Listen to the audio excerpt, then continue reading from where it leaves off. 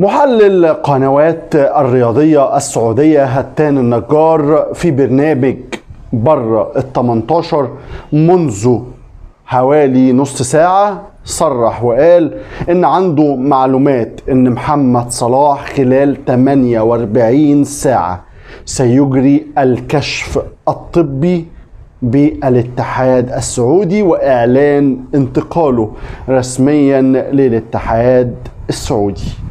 على الرغم من تصريحات يورجن كلوب ان محمد صلاح مش للبيع، هل حدث جديد؟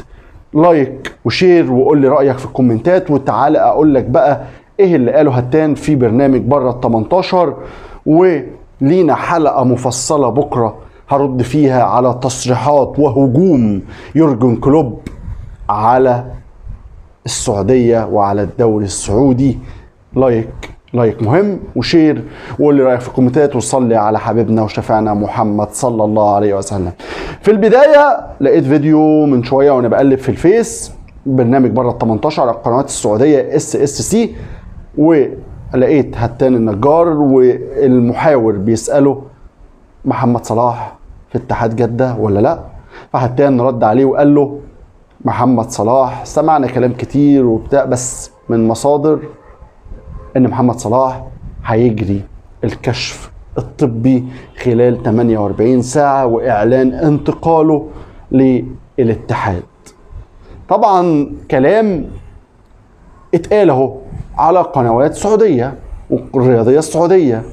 طيب نصدق الكلام ده ولا كلام يورجن كلوب اللي النهارده في المؤتمر الصحفي في ماتش نيوكاسل قال ان محمد صلاح مش للبيع واحنا مش هنفرط في محمد صلاح، وشن هجوم زي ما قلت لك هفرض له حلقه وهرد عليه على الدوري السعودي وعلى المصاريف اللي والصفقات يعني بالمبالغ الكبيره، وان محمد صلاح مش للبيع واحنا متمسكين بمحمد صلاح. في جديد واضح ان في جديد بكلام هتان النجار، وان اكيد عنده معلومات. المفروض شغال في قناة كبيرة الرياضية السعودية اللي بتذيع الدوري السعودي، مش هيطلع يقول كلام زي ده غير لما يكون بالفعل في حاجة حصلت. هنستنى ال48 ساعة اللي بيأكد ان محمد صلاح بنسبة تتخطى 100%، هو من كلامه كده انه هيبقى لاعبا للاتحاد السعودي. هل يأتي محمد صلاح؟ انت كجمهور الاتحاد وبتشجع الاتحاد تتمنى قدوم محمد صلاح لناديك نادي الاتحاد ولا لا؟